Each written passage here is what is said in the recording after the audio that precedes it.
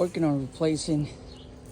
Basically, I'm doing a main drain line spot repair and installing double clean out. So I got one in, one more to go. Let's do this.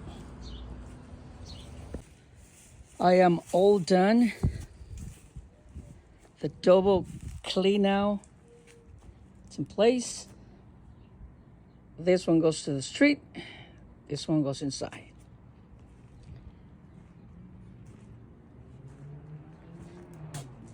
I'm all done and getting ready to backfill. That's right.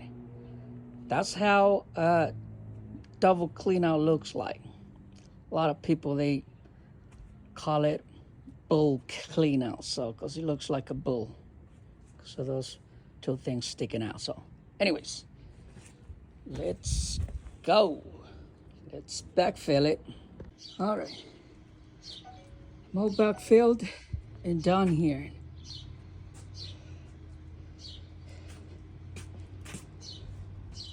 Put the dirt back. Make it look like nothing happened. We are done here and on to the next one. Let's go.